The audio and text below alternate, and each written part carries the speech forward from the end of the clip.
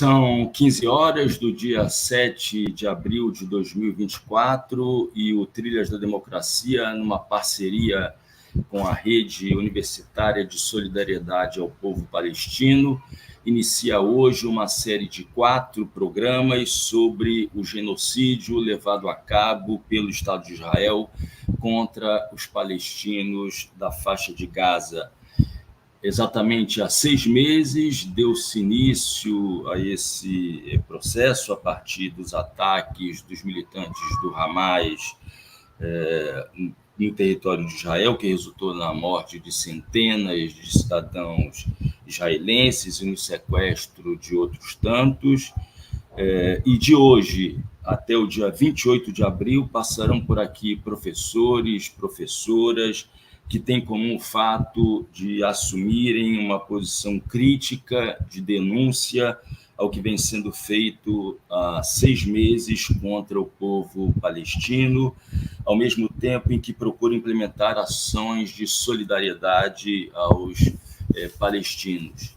Abrindo essa série, eu tenho o prazer de receber o doutor em Engenharia Civil e professor da Universidade Federal de Santa Maria, Jihad Mohamed. Jihad, seja muito bem-vindo ao Trilhas da Democracia, é um prazer recebê-lo. Obrigado, Marco. E em breve entrará também conosco nesse programa a historiadora, professora de História Árabe Contemporânea da Universidade de São Paulo, Arline Clemecha. Antes de fazer a primeira pergunta ao Jihad, eu gostaria de tornar público, nesse momento, o site da rede, cujo endereço está sendo exibido nesse exato momento. Pode ser acessado já, podem ser feitas adesões à rede. E essa é a logomarca da Rede Universitária de Solidariedade ao Povo Palestino. Jihad, eu começaria te perguntando, na verdade, pedindo que você situasse a nossa audiência sobre a situação atual vivida, enfrentada pelos palestinos na faixa de Gaza, de maneira bastante didática, pedagógica, dissesse o que é, na verdade, a faixa de Gaza e qual é a situação vivida pelos palestinos hoje. Por favor, Jihad.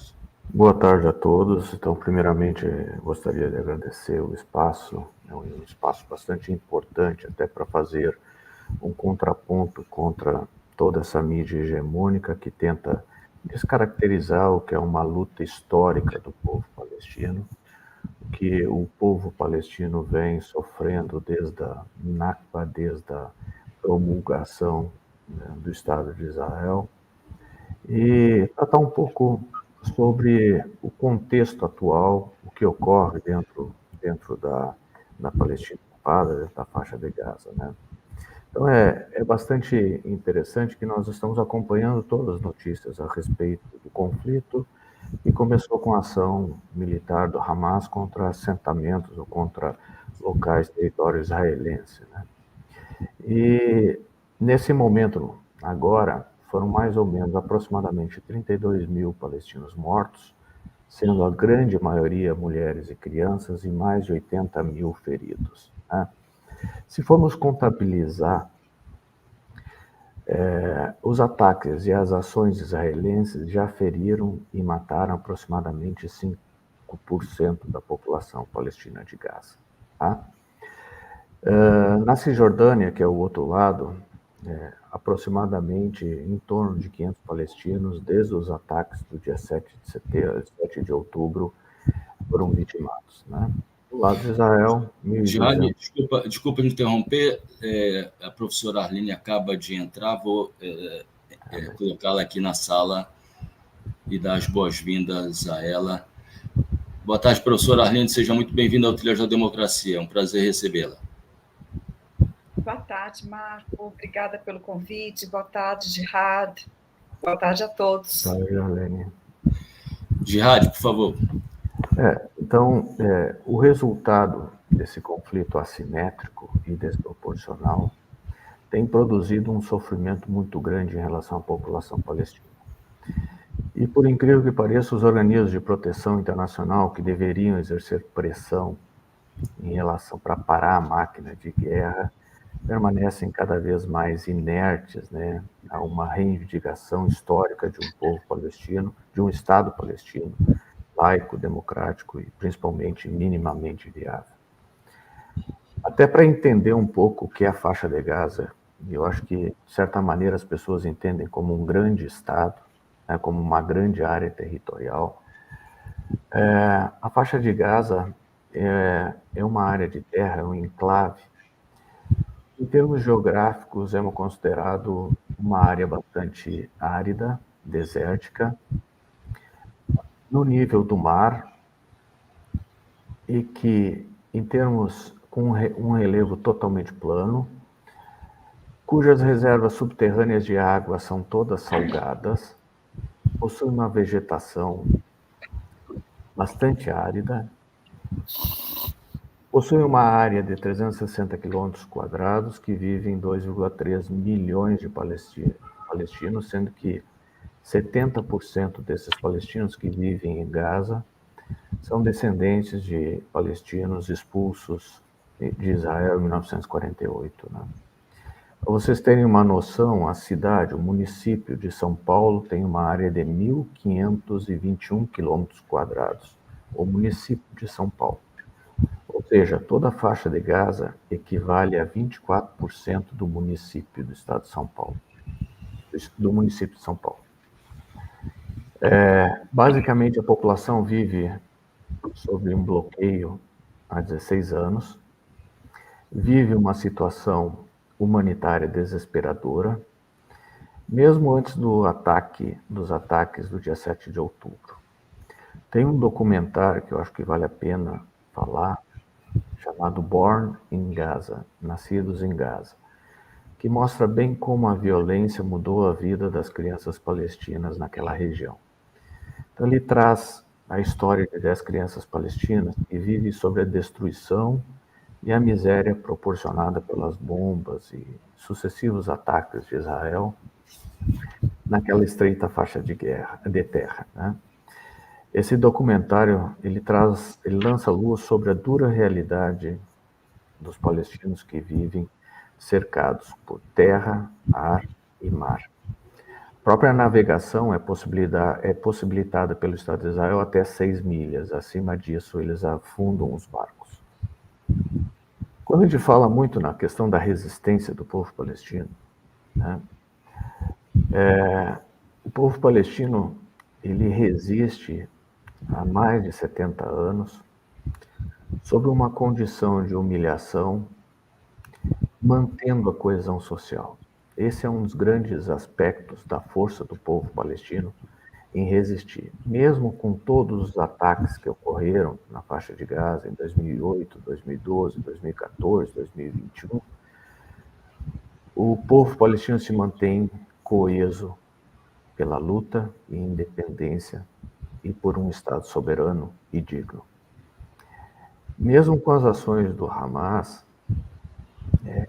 o que tem que, de certa maneira, as ações perpetradas pelo Estado de Israel nunca vitimaram tantas pessoas. Né? Até nesses conflitos anteriores, nesses 4 conflitos, o número de mortos chegava em torno de 5 mil. Nesses primeiros 6 meses, já atingiram 32 mil. Ou seja, é algo bastante brutal a ação com como Israel está tratando os palestinos na faixa de Gaza. Então, Gaza é considerada assim uma prisão a céu aberto. Alguns dados das Nações Unidas e do Banco Mundial hoje dizem que a infraestrutura foi totalmente prejudicada. Aproximadamente, hoje, para conseguir reerguer parte dessa infraestrutura, seriam necessários mais de 18 bilhões.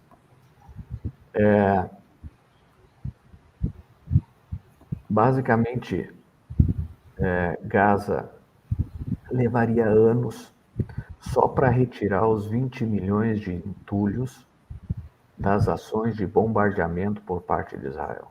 Né? E aí vem a pergunta, né? Qual o objetivo? Né? O que pretende Israel numa ação tão drástica, tão dura, levando a população a um nível de desespero, à fome? É porque ela quer fazer uma limpeza étnica na região. O objetivo de Israel é a retirada dessas pessoas e um outro modelo para a faixa de Gaza.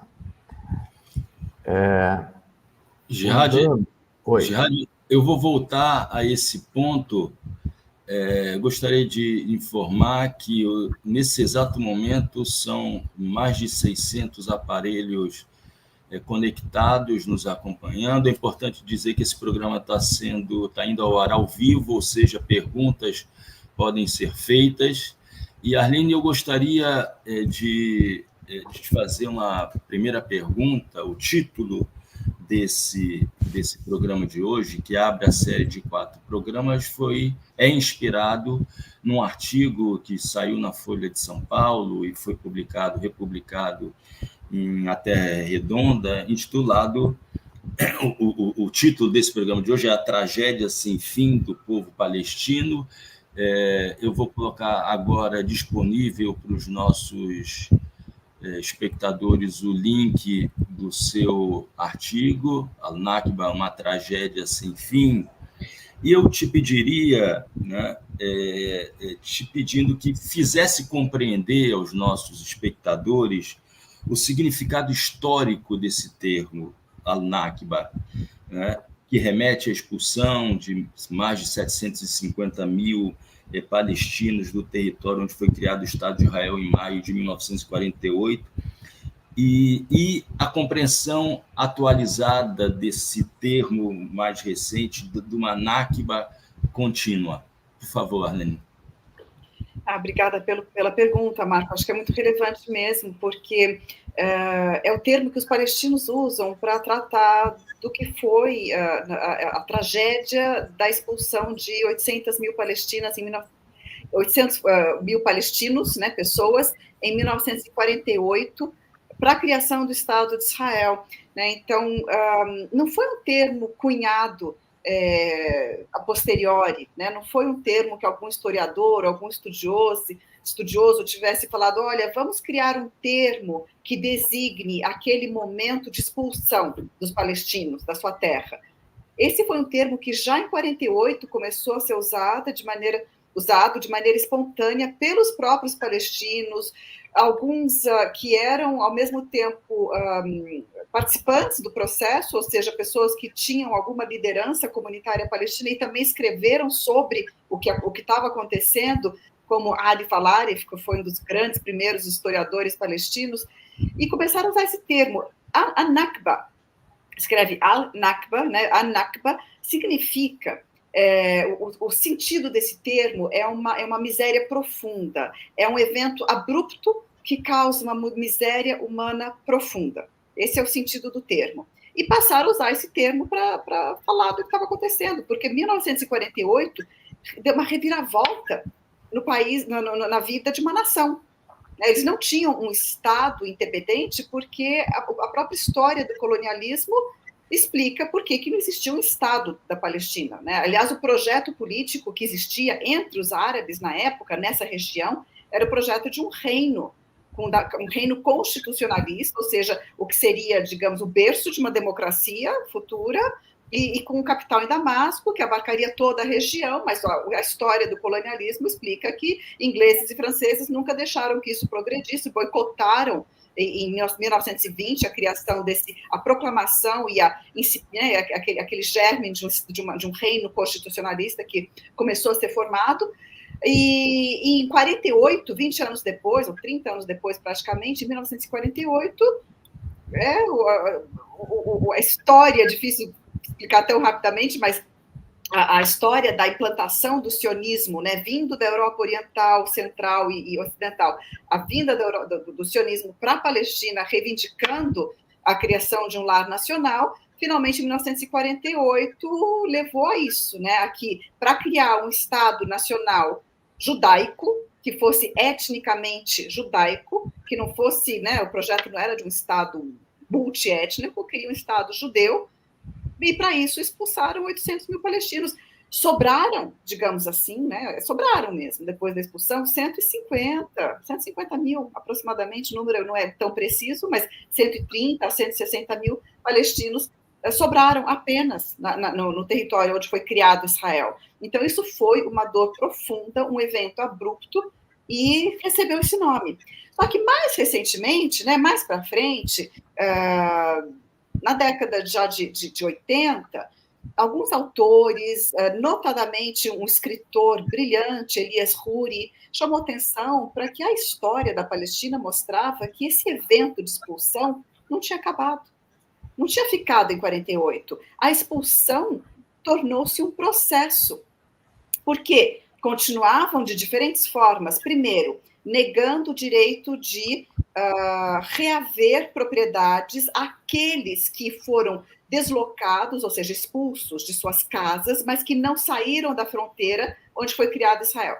Então, estavam dentro do Estado de Israel, recém-criado, na década de 50, mas não podiam voltar às suas casas. Inúmeros, mas milhares de casos, dentre aqueles 150 mil, muitos deslocados internos. Segundo, todas as leis de apropriação dos bens palestinos de 48. Foram criadas leis que diziam que a propriedade, olha só o termo, abandonada, né, era a propriedade dos expulsos, foi incorporada ao patrimônio do Estado de Israel. Depois, foi criada uma lei de retorno só para quem fosse judeu, que nunca tinha pisado, na verdade, naquele território. Então, se você fosse judeu em qualquer parte do mundo, independentemente da sua família ter origem na Polônia, da sua família ter origem, sabe-se lá onde, ou mesmo expulso pelo nazismo, que foi uma tragédia sem fim também, né? Essa expulsão o que sofreram os judeus na Alemanha nazista, mas não importasse de onde você era, essa lei criava uma ideia fictícia de que o judeu podia retornar para Israel, sendo que nunca tinha saído de lá. Quem tinha saído era o palestino, que tinha sido expulso. Então, no final das contas, em 48, a Nakba foi um certo resultado do Holocausto, porque houve um crime na Europa, um projeto que já existia antes do Holocausto, na verdade, o sionismo, mas a criação de Israel foi propulsionada pelo crime do Holocausto, né, ganhou força o movimento sionista com base nisso, né, na ideia de que, olha, agora precisa consertar a história para os judeus, porque estão, né, sofreram o Holocausto. E aí, com base nisso, o mundo fechou os olhos também para o que foi a expulsão dos palestinos. E de lá para cá, o que os autores perceberam, os estudiosos, os próprios palestinos, é claro, mas estou dizendo aqueles que tinham, né, a narrativa na mão, é que essa Nakba não terminava. Era evento após evento, lei após lei, medida após medida para impedir o retorno, confiscar a propriedade, jamais permitir que o palestino volte para o lugar de onde veio. E depois, quando em 67, Cisjordânia e faixa de Gaza, além das colinas do Golã e o Sinai do Egito, as colinas do Golã da Síria, né, e o Sinai do Egito foram ocupadas por Israel, aí uma nova leva de expulsões aconteceu da Cisjordânia. A faixa de Gaza também passou a sofrer muito mais do que antes, com a ocupação militar. Então, e aí esse evento foi chamado da repetição da Nakba, mas, na verdade, o que se percebia é que havia momentos de intensificação da expulsão, mas aquela coisa gradual, a conta-gotas, nunca parou. É isso que Elias Huri quis dizer quando ele cunhou o termo a Nakba contínua. Isso explica a história palestina, a Nakba contínua. E é interessante que, se você passa a analisar a história palestina da perspectiva de uma Nakba contínua, a postura das lideranças tem que ser mais cautelosa.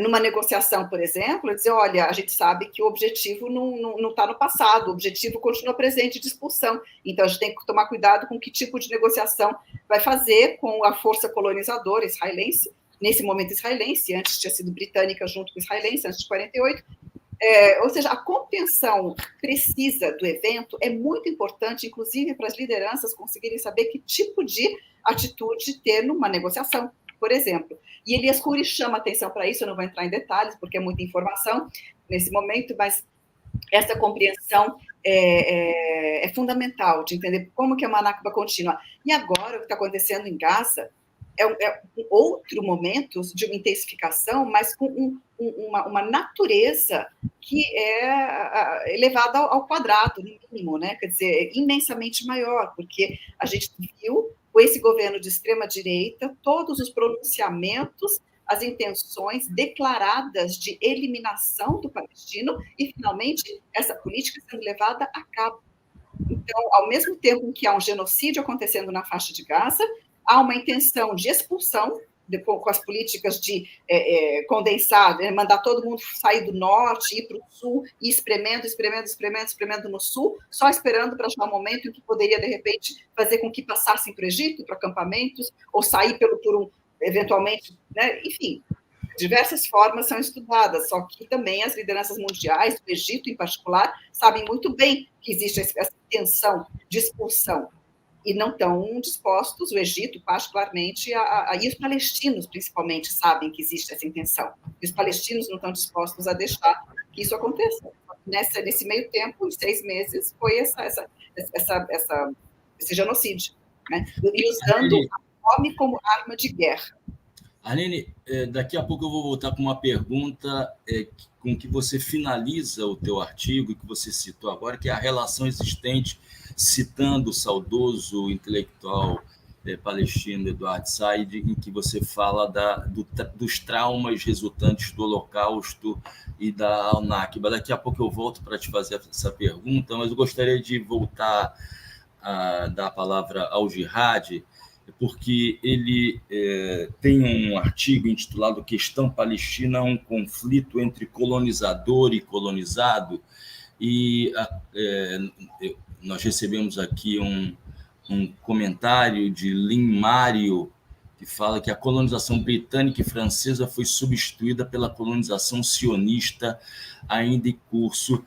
Jihad, eu gostaria que você continuasse de onde eu te interrompi para passar a palavra para a Arline e que você discutisse essa relação, né, que é um pouco ocultada, né, e foi pelo senso comum ocultada, fazendo-se relações, né, do conflito palestino, árabe, israelense, como sendo uma questão puramente religiosa, quando, na verdade, trata-se de uma questão que remete a essa relação de colonizador e colonizado. Por favor, Jihad.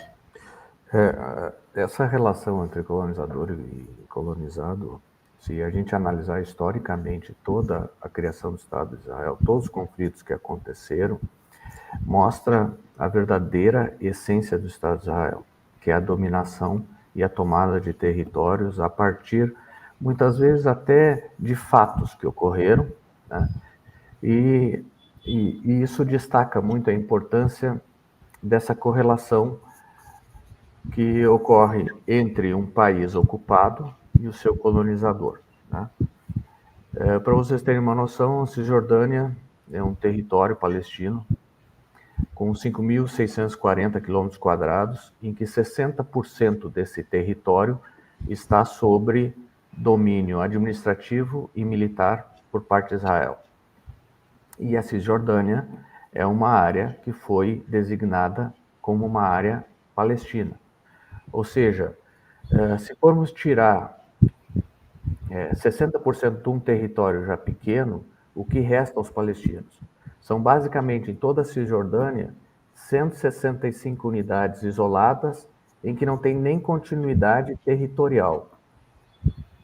E onde vivem 700 mil colonos judeus, né? E onde vivem 3,2 milhões de palestinos, em 40% do seu território. Então, é uma correlação entre colonizados e colonizador. Israel, em todas as ações empreendidas, a própria construção do muro de separação, usurpou as terras palestinas e vem usurpando cada vez mais, aumentando o número de assentamentos, aumentando o número. Esses assentamentos, inclusive, esses colonatos, são verdadeiros condomínios de luxo, né? Com toda a infraestrutura, com água abundante, e limitando a própria vida dos palestinos que vivem nesses territórios, né? Essa associação muito entre conflito religioso vem muito da direita brasileira e extrema-direita, que tenta associar uma correlação entre aspectos religiosos, mas que não tem, na essência, nada que a sustente, né? Só para vocês terem uma noção... A propósito, Gerard, um outro comentário que trata exatamente dessa questão da Glá e Lúcia. A extrema-direita está afrontando tudo e todos, mas na Palestina não é de hoje. Não é de hoje na Palestina, né? E um aspecto fundamental que hoje existem mais ou menos 8.000 palestinos encarcerados, sendo que 2.800 em prisões administrativas, 500 menores de idade. Ou seja, são palestinos que foram retirados de suas casas, colocados em jaulas, por defender o seu próprio país, ou defender a sua nação, a sua independência. Então, nós temos toda uma relação de pressão e domínio que o próprio os acordos de Oslo permitiram, com que, basicamente, a autoridade palestina funcionasse mais como um ramo, um braço do Estado de Israel, na luta e enfrentamento contra a própria população. Então, eu vejo assim, essa correlação entre colonizador e colonizado vem no próprio aspecto da luta do povo palestino ao longo de todos esses anos para o estabelecimento do Estado palestino único, né? E dentro dessa condução, a criação e o lema, né, de uma terra sem povo para um povo sem terra é o que muitas vezes se tem dentro da mídia, como se não existisse ninguém dentro daquele território, induziu, dentro de certos setores, o entendimento de que o povo palestino, naquele momento, não existia dentro daquele espaço. São muito mais árabes, oriundos de outras regiões. Então, dentro dessa correlação, é importante nós destacarmos que o esforço palestino em sobreviver perante a ação e o poderio militar israelense é o que tem mantido a dignidade do povo naquela região, tá? Arlene, voltando à relação que você estabeleceu na tua resposta anterior entre o Holocausto dos judeus e a Nakba dos palestinos, eu gostaria de citar um trecho com que você conclui esse teu artigo, e abro aspas. Como dizia Eduard Said, nenhum povo quer ter que olhar para trás e reconhecer os horrores de sua própria história. Ao mesmo tempo, dizia ele, somente o reconhecimento dos sofrimentos mútuos dos judeus no Holocausto e dos palestinos na Nakba poderá gerar a reparação e os elos necessários para uma vida em comum. Enquanto a Nakba continua e se agrava, o reconhecimento da catástrofe apenas começa, fecha aspas. Arlene, por que no decorrer da história da segunda metade do século XX e até os dias de hoje, a dimensão dos horrores do Holocausto tomaram conta de todo o universo midiático, acadêmico, universitário, né? E não poderia deixar de ser, mas foi subestimada a catástrofe decorrente da Nakba sofrida pelos palestinos?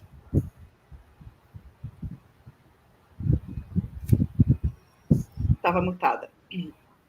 Então, Marco, o colonialismo explica, porque uma das grandes ferramentas do colonialismo é a desumanização do outro, a desumanização do colonizado, o seu tratamento como um ser que é inferior, ele não é desenvolvido, avançado, né, tudo, né, ao espelho, supostamente, do colonizador. Então, essa relação do colonizador e toda a retórica, a imagética, o conhecimento deturpado que ele produz para justificar a sua colonização do século XIX para o XX, mas antes do século XIX já existia essa tendência com outros processos colonizadores, basta ver toda a discussão dentro da igreja durante a colonização de Espanha e Portugal das Américas, né? Então já existia isso, mas no século XIX para o XX isso aconteceu fortemente na Europa, na produção de conhecimento na Europa e na produção de arte, literatura, etc.,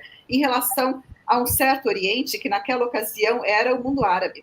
Era o Oriente Médio, o Norte da África. Então, a colonização europeia do Oriente Médio e do mundo árabe em geral, árabe islâmico, criou uma imagem desse árabe islâmico como inferior, alguém que precisa, né, do colonizador para avançar, digamos assim, e para que isso fosse possível, se criou, ao mesmo tempo, a ideia, o processo de desumanização. Isso está descrito em inúmeros autores. Edward Said tinha um estudo muito forte, que foi traduzido a inúmeras línguas, o seu livro Orientalismo, Retórica, o Orientalismo, a versão em português ganhou o subtítulo de... o Oriente como invenção do Ocidente, né? Porque esse Oriente que o orientalismo criou era praticamente uma invenção do Ocidente, não era o Oriente real, né? E o que está no seio disso é, por um lado, a desumanização, como eu estava dizendo, do colonizado, aqui no caso palestino, e, por outro lado, a divisão, a ideia de divisão entre nós e eles. Seja quem for nós, seja quem for eles, a própria ideia de divisão, de criação de uma alteridade inferiorizada, está na base disso, né? Isso explica o racismo, ao fim e ao cabo. E quando a gente fala do tratamento colonizador israelense em relação ao palestino, é racista. É uma forma de racismo, de extremo racismo, como se o palestino é tratado. E esse racismo torna a vida da vítima, do colonizado, menos valiosa. Hoje em dia, a gente vê, Marco, nessa semana, fortes manifestações estão acontecendo em Israel contra o governo Netanyahu, pedindo novas eleições, criticando o governo por causa da falta de negociações para a soltura dos reféns, mas essas manifestações, em geral, não estão se opondo ao tratamento dado aos palestinos, à morte de 32 mil palestinos. Essas manifestações são contrárias à não soltura dos refugiados, a como que o governo não está se importando com os refugiados, desculpa, com os presos, né, os reféns que estão nas mãos do Hamas e outros grupos na faixa de Gaza.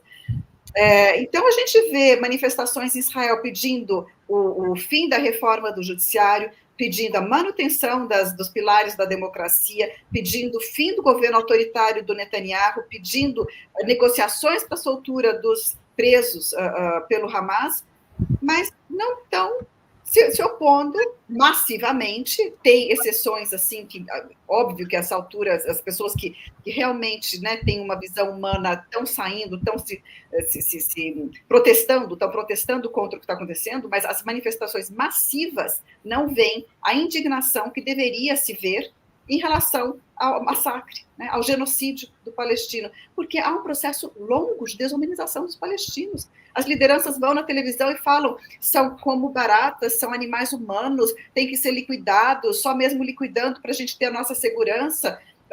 Coisas completamente deturpadas, que não fazem o menor sentido do ponto de vista racional, inclusive se quiserem garantir a segurança de Israel. Inclusive isso. Então, essa desumanização. E Edward Said foi um grande pensador sobre esse processo colonizador e sobre como que ele se manifestava nas artes, na literatura, e como que o colonialismo do final do século XIX para o XX usou isso, né? Preparou a sua dominação, preparou o leito, né, para se espalhar sobre o Oriente Médio, com base nessa desumanização do palestino, do árabe e do muçulmano. Arlene, enquanto você falava, eu me lembrava do livro do Albert Memmi, que tinha como título Retrato do Colonizado, precedido pelo Retrato do Colonizador. Eu gostaria de dizer que estamos chegando a 1.000 pessoas, 1.000 aparelhos conectados, nos acompanhando. Eu gostaria de fazer a leitura de alguns comentários, enquanto vocês respiram um pouco. Walter Silva de Oliveira: meu coração dói quando penso no sofrimento do povo palestinos. Muna Odé diz: muito bem colocado, Arline, sobre a identificação do Elias Khoury nos anos 80, sobre a continuidade da Nakba, dado que não se conhece por aqui e que merece destaque. Caio Toledo: não se pode deixar de lembrar que o governo dos Estados Unidos tem inteira responsabilidade pela política genocida de Israel, que ainda continua fornecendo recursos financeiros e armas à política de ocupação.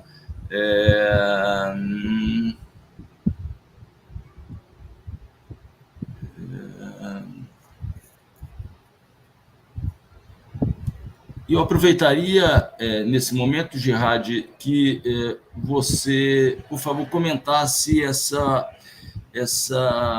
mensagem de Caio Toledo.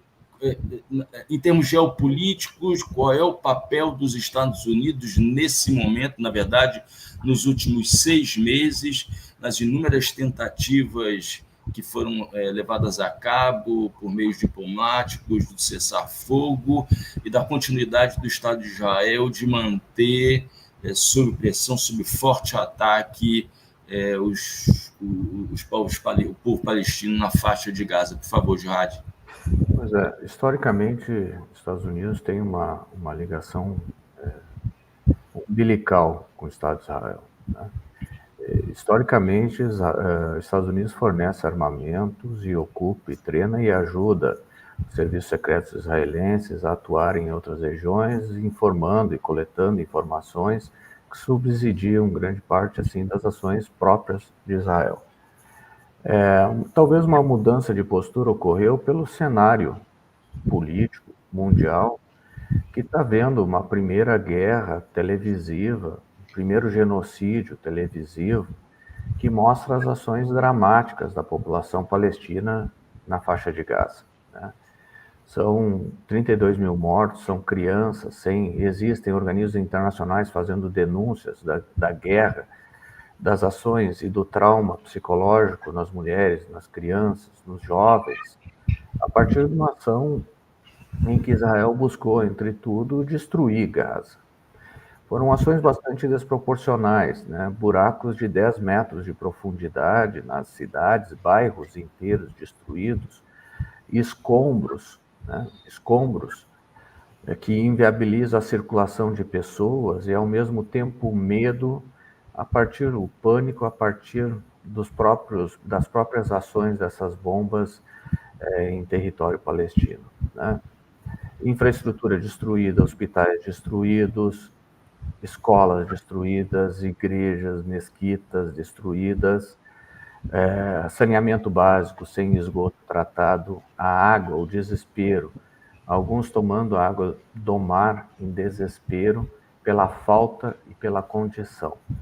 Os Estados Unidos está sentindo a pressão internacional e muitas vezes está buscando, de certa maneira,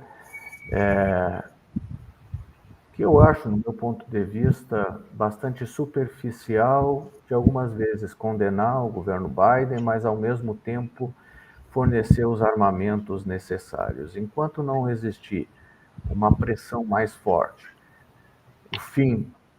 o fim do envio de armamento para Israel, dificilmente essas ações vão ser amenizadas dentro da faixa de Gaza.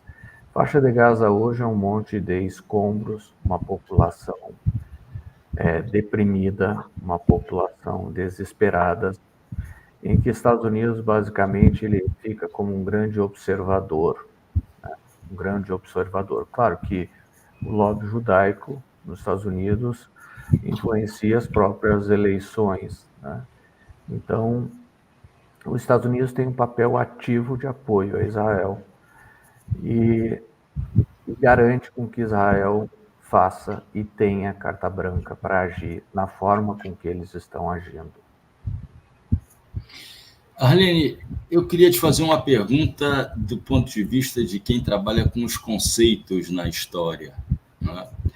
e de como sempre há o risco do cometimento de anacronismos, né, e também dos usos e abusos dos conceitos históricos.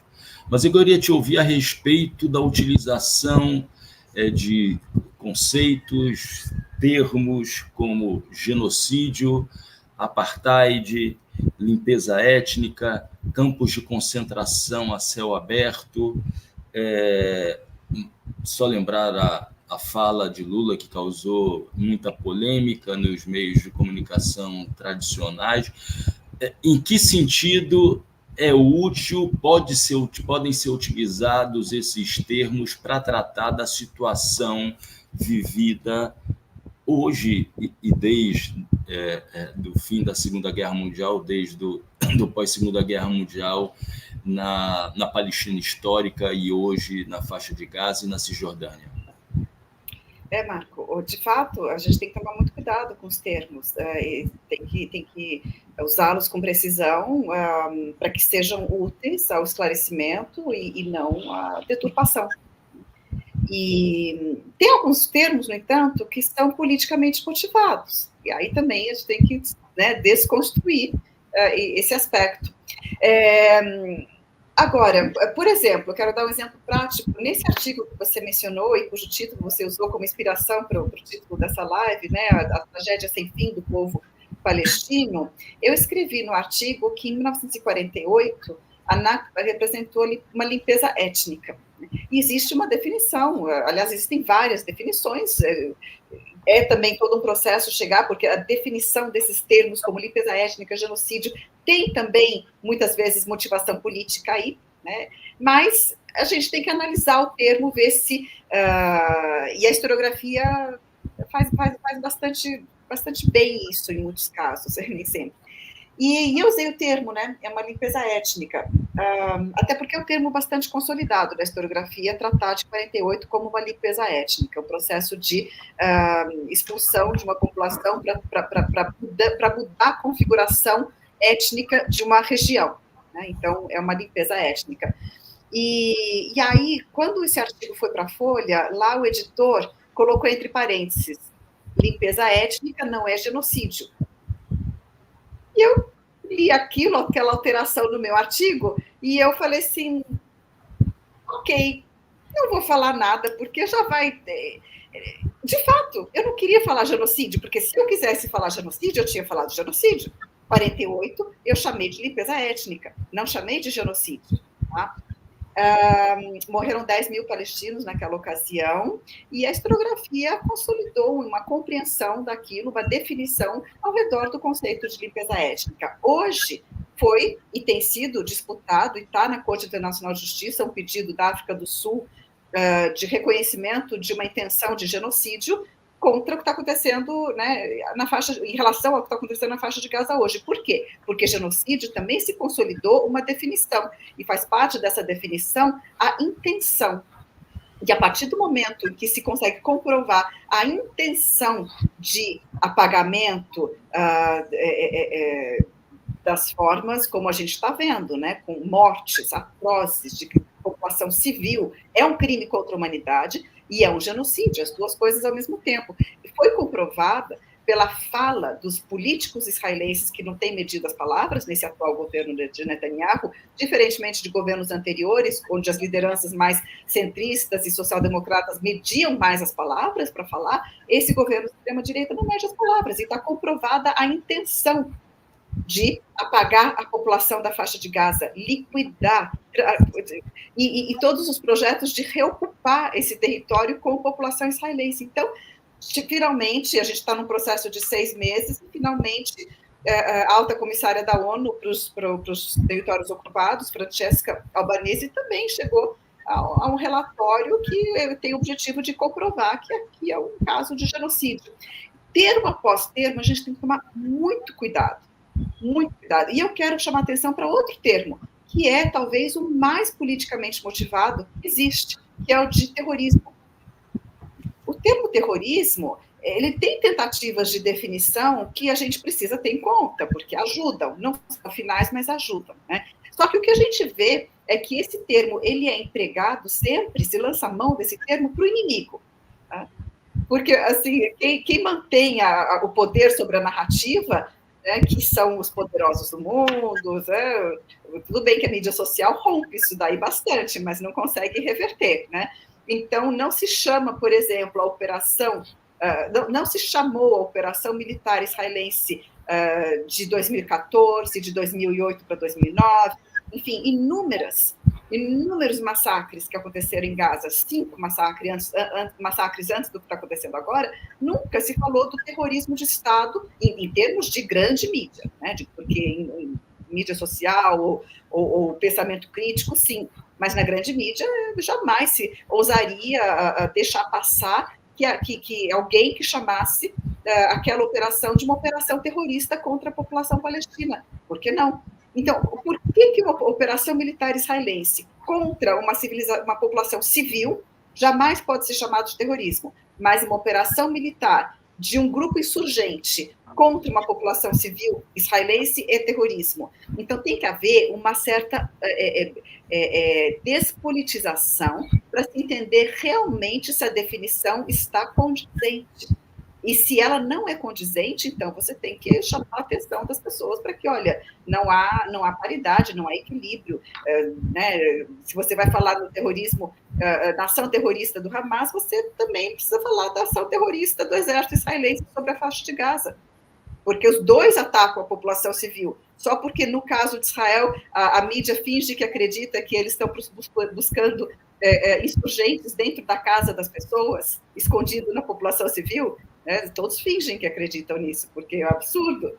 Então, cada termo ele tem que ser destrinchado, analisado, e a pessoa tem que parar para pensar no que está falando. E aí, qual que é a solução?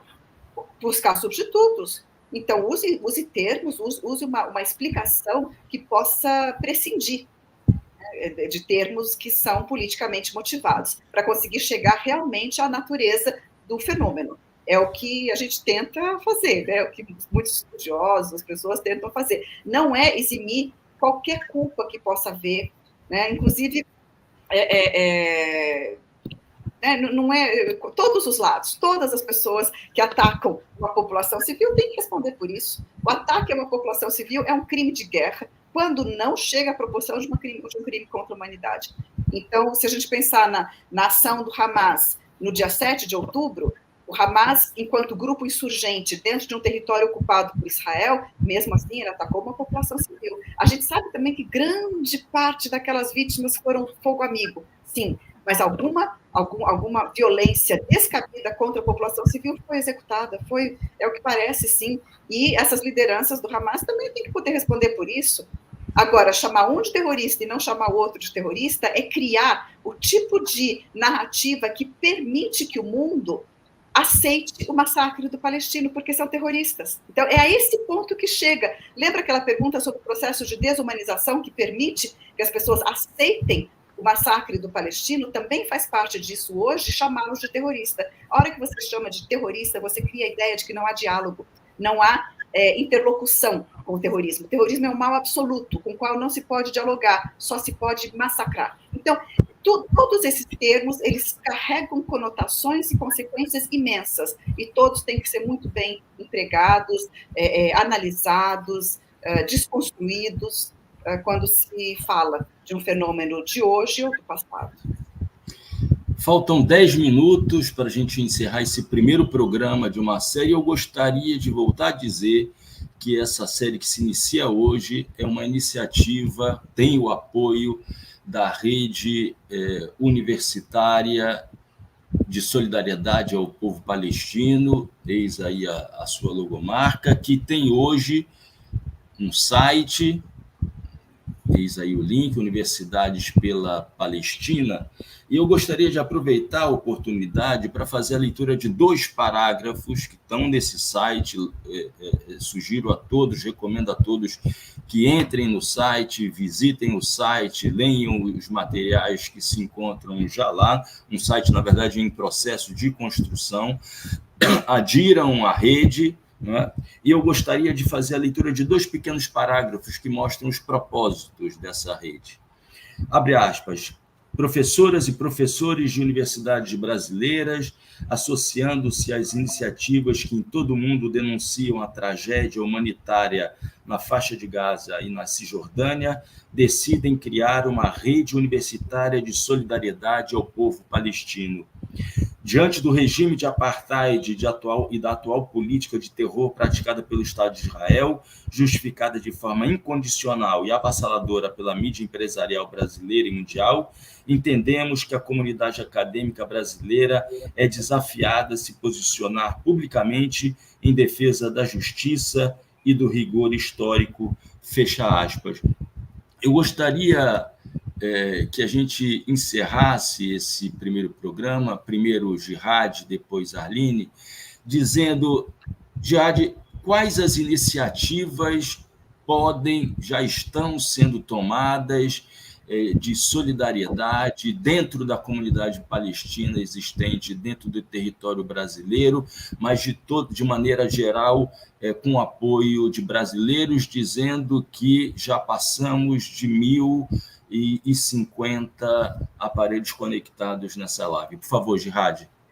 Marco, desde o início dos ataques, a gente vê por parte da comunidade brasileira, movimentos sociais, partidos políticos, sindicatos, uma grande mobilização na criação de comitês locais, de frentes de luta, para divulgar o que acontece dentro da Palestina ocupada e da faixa de Gaza.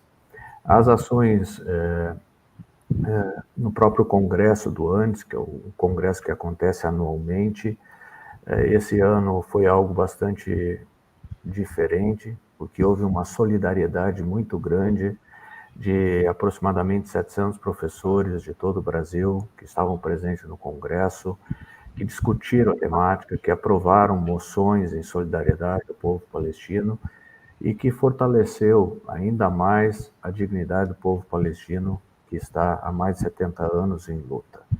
Então, nós temos visto a própria rede, né, que faz uma conexão e traz várias informações importantes para municiar o telespectador e permitir o telespectador entender o que realmente é a realidade do povo, que o povo palestino vive há mais de 70 anos, tanto na faixa de Gaza quanto na Cisjordânia. Tá? Então, nós temos hoje um papel bastante importante nessa conexão. Os comitês estão bastante atuantes em vários locais do Brasil inteiro, manifestações em rua, praças, falas bastante duras em relação às ações que Israel empreendeu em Gaza, tomando a vida de 32 mil palestinos e ferindo mais 80 mil. Né? É isso, Marco. Arline, estamos na reta final do programa. Eu queria te perguntar, quem quiser colaborar, contribuir com a rede, com o site, enviando textos, vídeos, como fazer. E queria que você historiasse um pouco, brevemente, como se deu a construção dessa rede universitária de solidariedade ao povo palestino, para a gente encerrar esse primeiro programa dessa série de 4. Marco, deixa eu ver se eu consigo organizar a informação de uma maneira clara. O que está acontecendo hoje na faixa de Gaza criou muita indignação entre as pessoas em geral. Acho que só não ficou indignado quem, não conseguiu enxergar o que está acontecendo, porque é um genocídio atroz, né? Mais de 13 mil crianças assassinadas, 33 mil pessoas, assim, a grande maioria civis, né? Bombardeios usando inteligência artificial, a fome como instrumento de guerra, a população. O que foi o bombardeio contra aquele comboio de ajuda da cozinha mundial, né? Quer dizer, o que é aquilo? É uma mensagem de dizer, olha, não tentem nem chegar perto de ajudar os palestinos, que vamos matá-los. Né? Então, a ideia que Israel está passando, que o governo israelense está passando com isso nós vamos liquidar os palestinos de uma vez por todas, esmagá-los como se fossem lixo humano. É isso que está acontecendo. E as pessoas estão indignadas. E Israel está perdendo a narrativa, está perdendo realmente os apoios, está ficando cada vez mais isolado.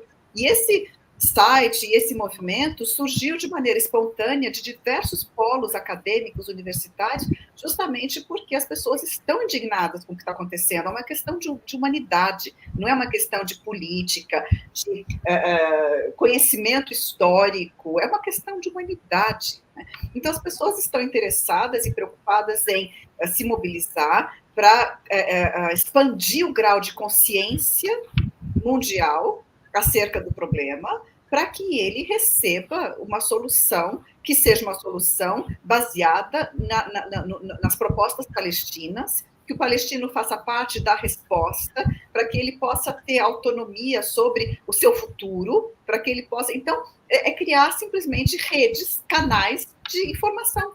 Né? Então, é isso. E não só canais de informação que deem voz ao que o palestino está falando, ao que as redes acadêmicas mundiais, palestinas e mundiais estão falando, estão propondo, estão dizendo, mas também amparar aqueles centros acadêmicos universitários no Brasil que queiram fazer suas atividades e que precisam de material, precisam...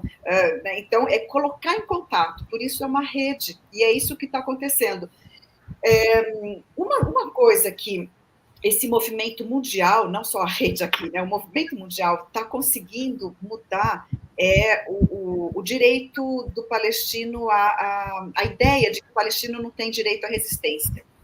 Essa ideia, ela surgiu muito, ela se difundiu muito a partir dos acordos de Oslo, quando se gerou uma ideia de que havia um governo palestino, e não, é um proto-governo, autoridade palestina, que esvaziou esse próprio, aquele momento de Oslo, esvaziou o direito à resistência, o reconhecimento do direito à resistência do povo palestino. E essas redes internacionais, em diálogo com os palestinos, em diálogo com a sociedade civil palestina, estão tendo efeito de restaurar uma concepção, uma visão de que os palestinos têm direito de se defender contra o ataque israelense, né? Inclusive, chegou-se ao ponto da China, e aqui é um exemplo assim, grande do que eu estou falando, mas a China, no processo na Corte Internacional de Justiça, quando ela está, né, julgando a ocupação militar israelense da Cisjordânia, o pronunciamento da China foi nesse sentido, de dizer, na lei internacional, o palestino tem direito à resistência. E se o ataque acontece com armas, o palestino tem direito até mesmo de resistir com armas. Mas a gente aqui não está falando de armas, a gente está falando de sociedade civil, a gente está falando de geração de conhecimento, a gente está falando de formas de resistência não violenta, como, por exemplo, o BDS. O boicote, desinvestimento e sanções é uma forma de resistência não violenta, que funcionou no caso da África do Sul. O boicote mundial ao apartheid da África do Sul não foi para varrer a África do Sul do mapa. Pelo contrário, foi para gerar uma África do Sul melhor, né? Foi para acabar com o apartheid, para que pudesse a África do Sul ser um país democrático. Então, tem a campanha de BDS acadêmico, que chama PACB, da Palestina, que faz 15 anos que eles estão apelando ao mundo para que o mundo faça um trabalho de isolamento do quê? Do ataque israelense a Gaza. Enquanto Israel estiver atacando, estiver desrespeitando os direitos palestinos, estiver ocupando, estiver matando, precisa ser isolado. Esse assalto precisa ser isolado, né? E isso depende de todos os setores da população, né? Se o mundo, enquanto países, enquanto Conselho de Segurança da ONU, enquanto poderosos, não é capaz de agir, então depende de cada ser humano, depende da sociedade civil se organizar para fazer tudo quanto é tipo de ação, desde manifestações, debates, lançamentos de livros, movimentos, petições, etc., etc., e até mesmo campanhas de boicote, de isolamento, não da pessoa israelense, mas isolamento das instituições que têm participação na ocupação dos territórios palestinos. É isso, é um movimento das pessoas, de sociedade civil, e esse site ele tem o objetivo de fornecer, por um lado, recursos, mapas, informação, artigos, exemplos, e, por outro lado, de receber notícias e divulgar, né, ter um espaço para divulgar as notícias das ações que são feitas ao redor do Brasil. Então, cada universidade que fizer um debate, que fizer uma live, que fizer um ato, pode mandar notícia, mandar foto e mandar um pequeno texto desse evento para o site, através do Fale Conosco no site, e com isso será divulgado. Isso vai mostrar também, vai ajudar a mostrar essa rede, né? Mostrar como que um exemplo vai também ajudar a motivar outros a também aderirem a essa grande rede de solidariedade. Arline Girardi, nesse momento nós passamos já de 1.100 aparelhos conectados nessa live. Foram muitas as mensagens enviadas e eu gostaria de exibir apenas uma, que eu acho que é o espírito da rede, do Trilhas da Democracia e desse programa que está se encaminhando para o seu final, que é do Luiz Alberto Salomão. Professores de universidades brasileiras, não se omitam nesse momento tão grave. Inscrevam-se na rede e divulguem a barbárie promovida por Israel. Arline, muitíssimo obrigado. Girardi, muitíssimo obrigado. É sempre um prazer enorme escutá-la e escutá-lo. Nós ficamos por aqui. Na próxima semana, nós voltamos com a professora da UNB, Muna Muhammad Odeh, e o professor da PUC de São Paulo, Bruno Uberman. Até lá. Um grande abraço, Girardi. Obrigado, um abraço, professora Arline. E a todos. Obrigado pelo espaço. Um abraço. Nos acompanharam até agora. Até lá.